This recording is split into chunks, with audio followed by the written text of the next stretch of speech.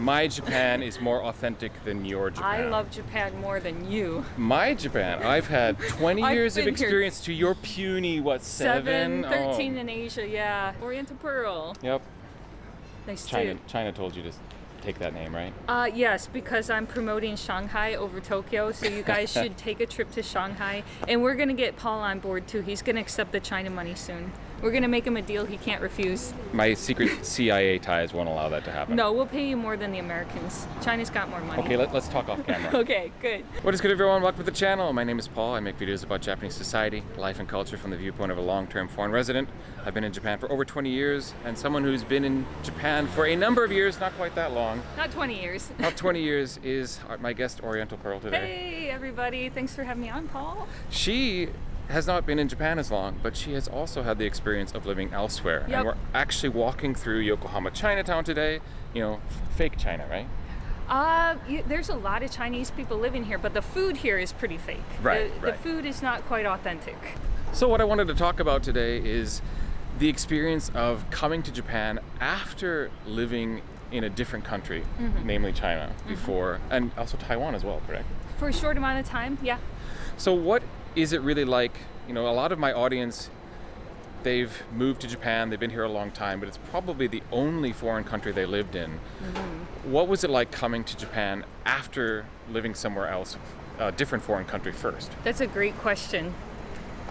Well, I felt like anyone coming to Japan and living here or traveling here, you have Asia on level easy. Okay. It is so accommodating. It's so accommodating here, and there's so many things that I didn't have to worry about here that I had to worry about in China. It's so much more westernized here. Very heavily American influenced, obviously, considering the history. Right. I find Japan easier to live in than China in many ways. I like both countries, but from a Westerner living here, from that perspective, it's way easier to live here. Do you see that as a good thing, or did you enjoy the challenge of something that was a little less Western, a little less close to home? I definitely picked China and Harbin, China, way in the north, not Beijing, Shanghai, just so I could get away from Westerners and Western influence and just focus on learning Chinese. Okay. So from that perspective, I think it's way easier to get wrapped up in the expat community and not really experience the country if you're in Japan and Tokyo than China. Well, let me ask you this, though. You say that Japan is more westernized, and you really went to Harbin to kind of get away from the Western expat influence. And English. I didn't want to speak English. So is that any different from someone who has moved to Japan and started off in like the mountains of Wakayama or Yamaguchi? Is that... You mentioned Tokyo, but a lot of Japan is not Tokyo. Yep, that's true. If you went to the Inaka to live in Japan, I think you still have it more on easy mode than if you were to go into a place like a second-tier city in China. And I say that because of the infrastructure. You have modern infrastructure there. You're going to find a toilet easily. You're going to find... You're not going to have to deal with a lot of stuff that you would have to deal with in China. Even things you wouldn't think of, like opening a bank account. They make it very difficult. Right. There are hotels that are designated for foreigners in China. They never have this in Japan, but if you're traveling there, you have to go to the designated foreigner hotel. Okay. You have to show your ID when you get onto a Shinkansen, and it better match your name exactly or you're not getting the ticket. Like all these, some of it's political red tape they put up. Sure. I mean, politically, Japan is so much closer to the West, so you're just going to be more in line with everybody's way of thinking here. Culturally, very different. Politically, very similar to the U.S. So that's going to make it a lot more difficult wherever you go in China versus going to the countryside here. Okay. Where, people are in agreement with you politically. People are used to the standard of living you're used to. Lots of things like that. Okay, that makes perfect sense. What would you say was your biggest surprise, though, moving to Japan that you thought maybe was a little more difficult or was not up to your expectation? Because I think you're right that for the most part, Japan is Asia on easy mode, and it pretty much does exactly what it says on the tin. Yep. Well, I mean, Japan is a high trust society, so you don't have to worry about getting pickpocketed much. You leave your wallet or something on a train in a store, you'll get it back. But it is on easy mode here for sure. You can be kind of a dumb gaijin and you won't get taken advantage of so much here. That's true. I think it's probably easier to be a tourist as well, right? Yeah. You got to have some knowledge about the country to go and live in China or India or other places in Asia. You need some street smarts. You need some background. You can come and be a dumb tourist in Japan. You're going to be fine. Yes, that's very true. You can make all the mistakes that might cost you dearly in other places, but you'll be fine. It's easy mode. It's very safe, high trust society. They'll help you if you do something dumb. Okay. Like leave your bag on the counter when you go to the toilet. Nobody's going to steal it. But do you really feel that's suitable for you? Because I really got the impression in talking with you that you liked being in China and you were upset when you couldn't go back during Corona and things like that. I was very upset. So why Japan then? Why did you even end up here after really wanting to be in China? I wanted to live in either place. The big thing was the money. The biggest shock coming to Japan was actually how much everything costs. You and I were talking about getting ripped off by taxi drivers. That doesn't happen here. Sure. But you're already paying 4 times the regular rip-off price in China. If you were to get ripped off there, you're still paying far less than you would pay the regular price in Japan. True. Yes, everything's already baked into the price. You're not going to be able to bargain. That shocked me coming here, that everything was so expensive, especially as a poor student, and I was shocked by the rules and the strictness and, especially at the Japanese language school, micromanaging everything. We'd go out for our breaks. No, don't stand there. I'm like, oh, come on, I'm just standing. Yeah, that's... So I did find it more comfortable in China from that perspective. People I didn't know would open up right away. You could become someone's best friend on the bus.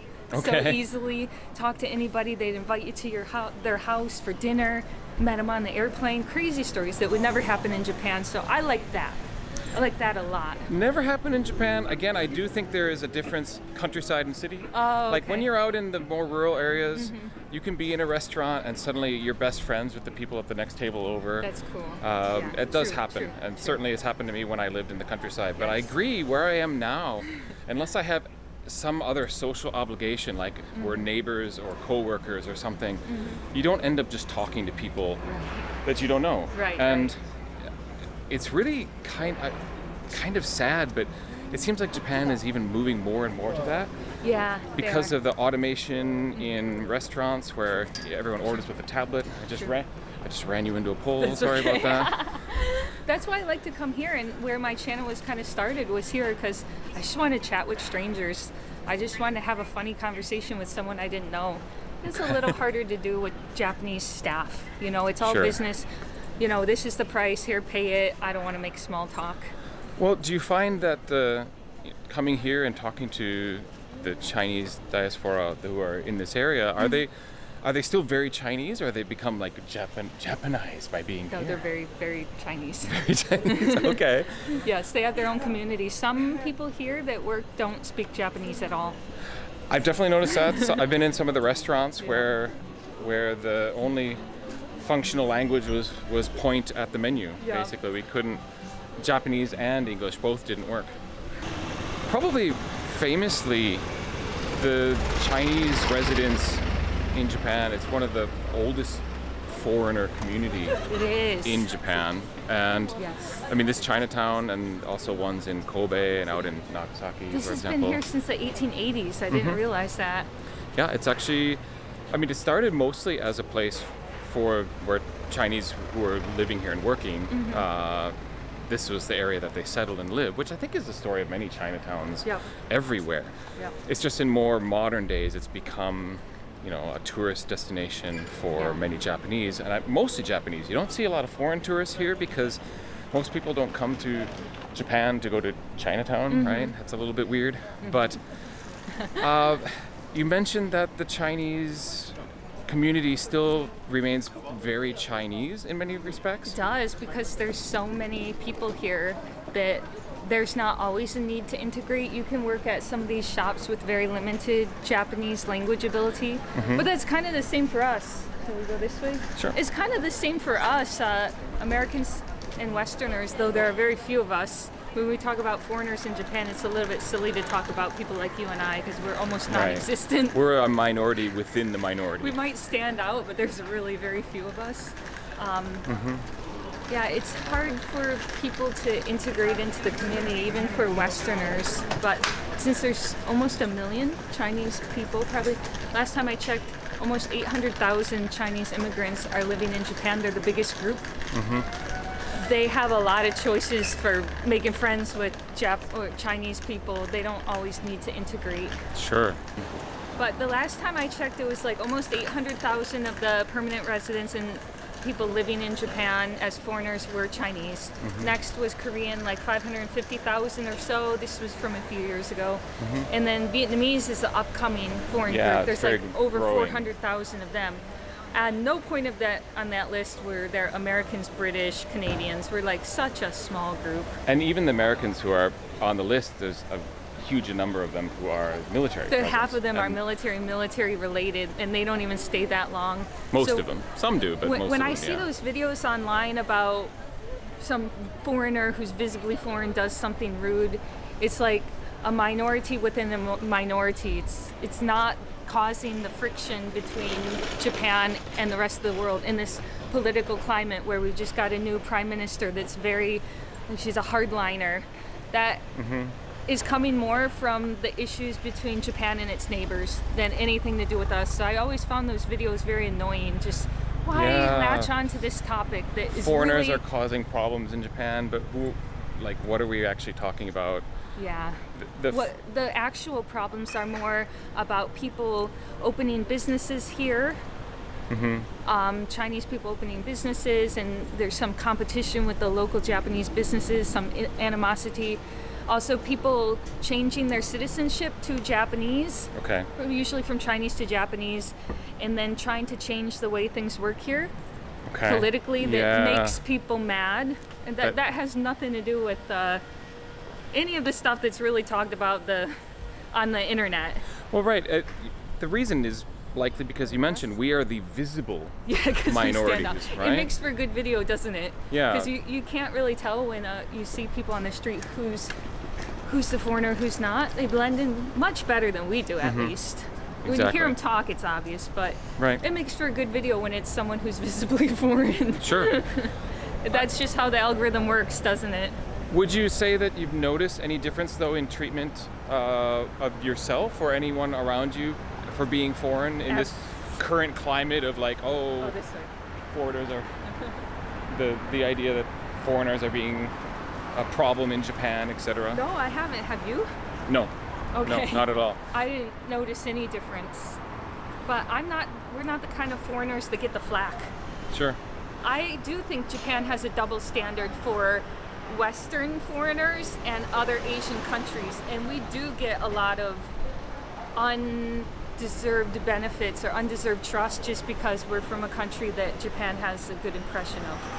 Yeah, and it goes back to how westernized you said this place already is. Yeah. I mean, there's so much American influence and Western influence, which is ironic when you think about the idea of Japan first and going back to real Japanese culture. But in this day and age, what is that exactly? Are we going back beyond World War II when the American occupation happened? I don't know. Even the language, they have these katakana words that came straight from English.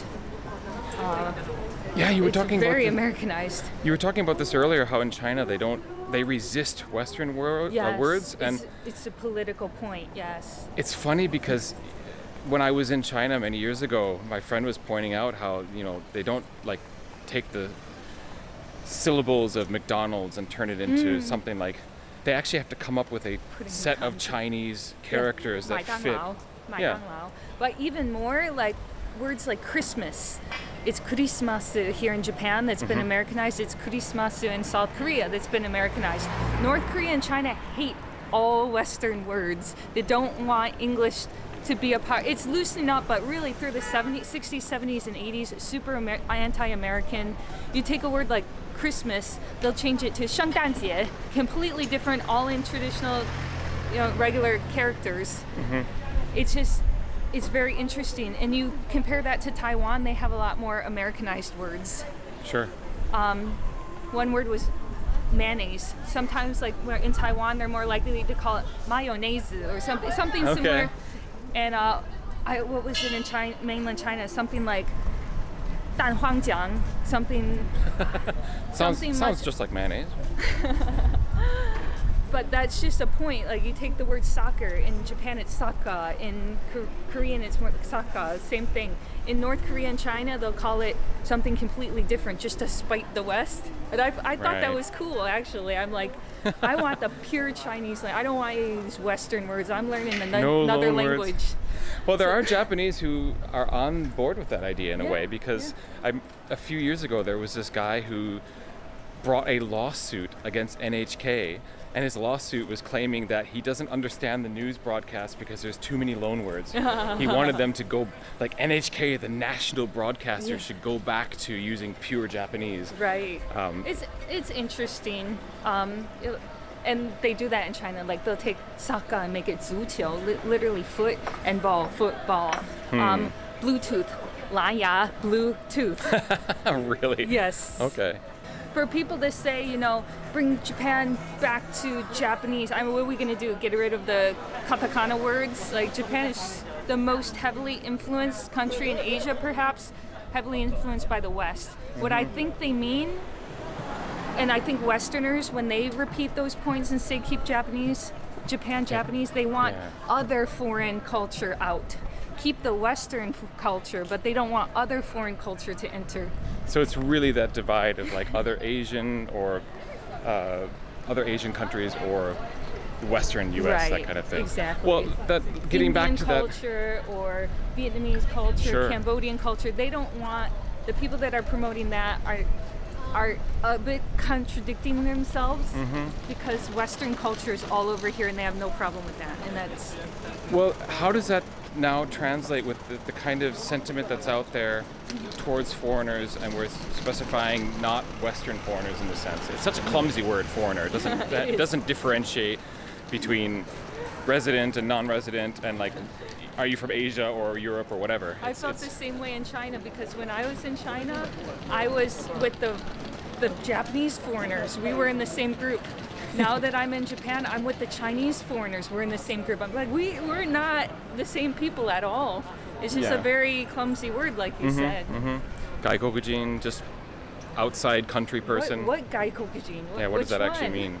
Gaikokujin think this, gaikokujin do this, they do that. Yeah. Gaijin do that. Who? Yeah, who are you talking the media might sometimes differentiate and say gaikokujin kankokyaku, like specifying tourists. Foreign tourists. But if you're talking to people on the street, they're just gonna be like, oh, who left his trash by the vending machine? Who left their suitcase? Broken suitcases on the street. They're not gonna say gaikokujin kankokyaku. They're gonna say gaikokujin datta, like we saw the foreigners left it there. Is this affecting? Because you're still, I believe, very plugged into Chinese community here in Japan. Is this affecting them? Because you mentioned like they're not really talking about us, but they are talking about them. And so what's going on with the Chinese community in Japan? They get a lot more flack than we do, and because they look more like Japanese. They don't get the gaijin card as much in the office. They don't get a pass for when they make mistakes as much. It's always been like that, but there's a lot more tensions now between Chinese people living here and, living in Japan versus the immigrants. There's a lot more tension. But honestly, I can't 100% blame Japan for this by any means. Because when I lived in China, the rhetoric against Japan was horrible. Sure. I wasn't even on Japan's side, when I first moved to China, I didn't know much about this country. I didn't really care. But I actually got interested in Japan because in Harbin, they would talk so much crap about this country. Even my students that were 6 or 7 years old that didn't even know what Japan was would call it stupid or smelly. Whatever English word I taught them that was negative, I'm like, make a sentence. Okay, the word is smelly. Teacher, Japan is smelly. I'm like, shut up. I don't even care I didn't care about Japan at that time, but it got me curious about here. Kind of like somebody tells you something bad is bad, you check it out and you end up liking it. This brings us full circle. You started in the country that was harder, and you distance yourself from Western culture. Yeah. But then your Chinese students, Chinese people gave you the image that, oh, Japan maybe is really hard. So that's why you came here next, right? No, right? that wasn't it. No? It was honestly Okay. when I thought I was on a good chain of events there. All right. The thing that got me interested in Japan other than the kanji was one day I was in my Chinese language school, and I knew they had Korean teachers and Japanese teachers there too. And I saw a guy walk in, and he was the only guy that wiped his feet off. Everyone else was muddying up the floor because it was the middle of the winter. Sure. One guy went and he spent so much time like making sure his feet were clean. And I'm like, that's a Japanese teacher, isn't it? I had such a good impression after that, and I got more and more curious about the country. Okay. So it was kind of like, that was the start. Interesting. I feel like I'm the person to exaggerate that now. Like living in Japan, if my feet are dirty, I make a big show of like how I'm trying to be extra clean. Like I'm fitting in. Like I'm being careful. I'm the good foreigner. Yeah. But yeah, that's a rough phrase. In China, the anti-Japan rhetoric drove me crazy. In Japan, the anti-China rhetoric also drives me crazy. The bashing back and forth. Well, it's I often don't like it. based on stereotypes and rumors and things that aren't really fair. I mean, if you think about the community that's been here where we are for so many years and it has become an integral part of the identity of Yokohama, frankly speaking, and a beloved place for people to come and get their palm read and have some tea and some street food. I mean, if we can keep that kind of relation, that would be best. Any words of what is our way out of this? Oh my gosh. I mean, what is the way out of this? Solve the geopolitical right now, please. It's so funny because my thesis was written on Japan-U.S.-China relations. So this is exactly my area of study. So we are about to learn the answer right now, What is the exclusive on Exjapter channel. What is the solution? Oh my gosh. If I figured out a solution, I should be president of the United States. Or president of get the China and world. Japan to stop picking at each other. How do we stop that? Yeah. What are we going to do about the Diaoyudao, the Senkaku Shoto? What are we going to do about all these issues? What are we going to do about the Japanese Constitution in Article 9 that prevents Japan from having a military? That's something they're thinking of changing. Like, these are all, what are we going to do about Yasukuni Shrine? What are we going to do about... It's such a big thing. I don't have a solution. I don't know. And don't look to me, I don't know either. But yeah, that is causing the main problems with Japan versus immigrants. It's more Japan versus neighbors. Which is the worst kind of fight, right? Yeah. When neighbors are at each other, it's... Right. What are we going to do about Taiwan? You can't escape it. Yeah. You have a solution for that? What are we going to... Shall we do the Middle East after we solve this one? Yeah, Like, come on. But it's been a fight for almost 100 years now. Yeah.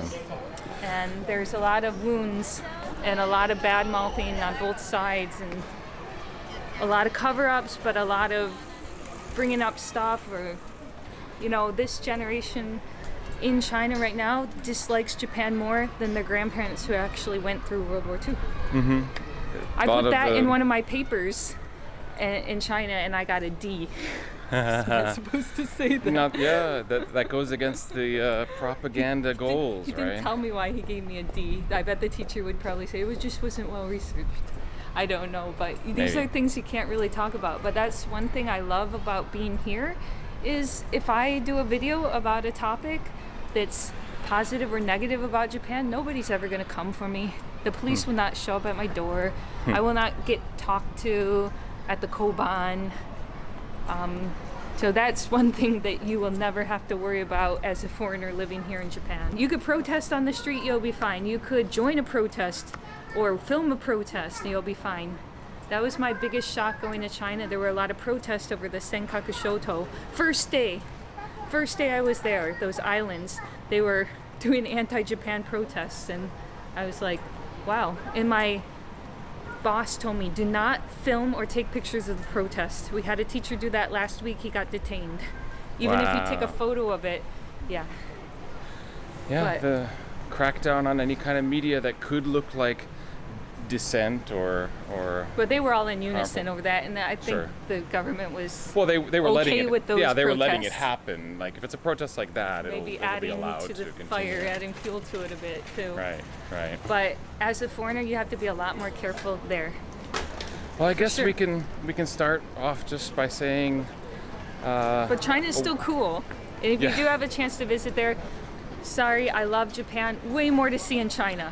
I was also paid to say this by the CCP. There's way more. Don't even bother going to Tokyo. Go to Shanghai. Go to the west. See the mountains. See the desert.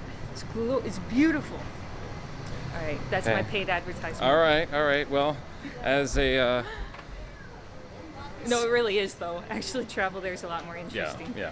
If you're gonna go for like multiple trips or see the whole country, it's like comparing America versus the UK, an island versus a continent. Obviously, there's a lot more to see. Sure. I was trying to think of some way I was going to work in how I'm a CIA operative, and now I have to push back against this narrative. But Right. I'm just not that swift. Well, I think better awareness from all parties, like even just watching this video, let us know in the comments, Yeah. like not obviously what the solutions are, but how we can at least try to bring both cultures this understanding that we all live next to each other, and in Yeah. cases like this amongst each other. And let's Yeah. spread a little more kindness and less judgment upon people. Oh man, we were talking about that, how gaijin hate other gaijin in Japan. Mm-hmm. The gaijin are the biggest critics of Americans. Westerners criticize other Westerners. They get in this fight about who loves Japan more. My Japan is more authentic than your Japan. I love Japan more than you. My Japan. I've had 20 I've years of been here experience to your puny, 7? 13 in Asia, yeah. Not even a third of what Yes. I've experienced. Jeez. It really does devolve into that kind of argument, doesn't it? Oh, 100%. It's wild. 100%. My Japanese is better than your Japanese. Yes, the language measuring, the experience measuring.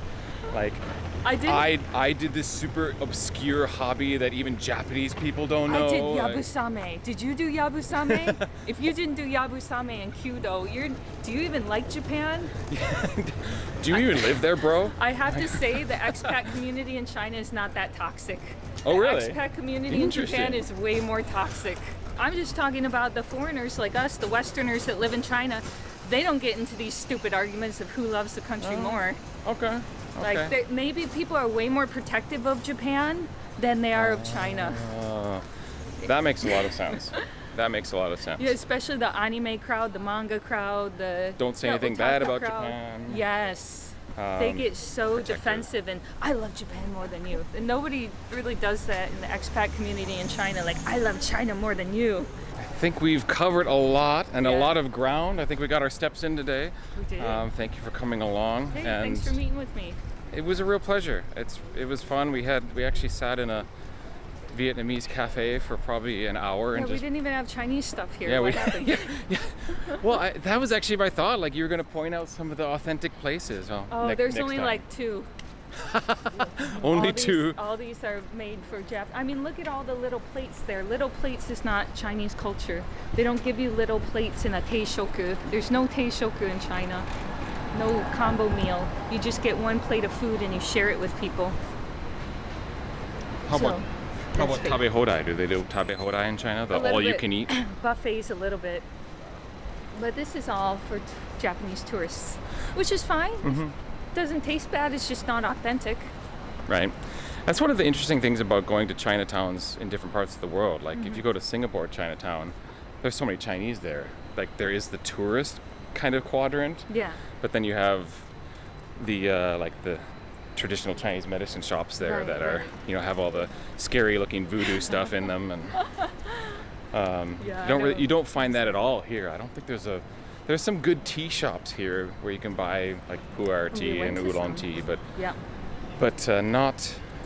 not like TCM. The good restaurants, if you do want some excellent, authentic Chinese food, if you care about that, go to Ikebukuro. That's actually the unofficial Chinatown of Tokyo. Yes, this is I've the heard tourist that. spot. Ikebukuro is the place where actual Chinese people eat. This is where Japanese people come to have fun. So what do the Chinese people living here do? They just eat at home? Yeah. They have supermarkets here that are Chinese, but they don't eat this food. They go to Ikebukuro if they want to eat Chinese food. Okay. It's funny how, you know, you said you've lived here all these years and you didn't realize how protective foreigners are of Japan. I don't see that in other countries. I didn't see that in China. Like the expat community here is really, they feel they need to protect Japan and kind of own Japan and my Japan and protect it from outsiders. I didn't see that in China. Like, the Westerners there were a lot more chill, to be honest. Yeah, but it's true. This is a lesson I just learned, and it's what I really wanted to get into meeting you today is some of those differences of expat communities, because as I started off saying, I've only lived here in a foreign country, and I think many of my viewers have fallen in love with Japan and been here mainly. Because Japan has incredible soft power influence through manga, through TV, through movies, through games. China doesn't have that, so people aren't as invested in it, and they don't feel the need to go that hard in protecting it. So a lot of that comes from soft power. Lesson learned. Yeah. Cool. Thank you so much for volunteering to be on the channel and coming all the way down from Tokyo to be a part of it. Anytime. I hope that you'll be willing to do this again. And sure, anytime. Cool. Anytime. Thanks so Paul. much. Thank you so much for watching. Yeah. If you're still here and you haven't liked and subscribed, what are you doing? Like, now's the best time, the best way to support the channel. And go over check out her channel as well. I'll link it below. Oriental Pearl. Yep. Nice China told you to take that name, right? Yes, because I'm promoting Shanghai over Tokyo, so you guys should take a trip to Shanghai. And we're going to get Paul on board too. He's going to accept the China money soon. We're going to make him a deal he can't refuse. My secret CIA ties won't allow that to happen. No, we'll pay you more than the Americans. China's got more money. Okay, let's talk off camera. Okay, good.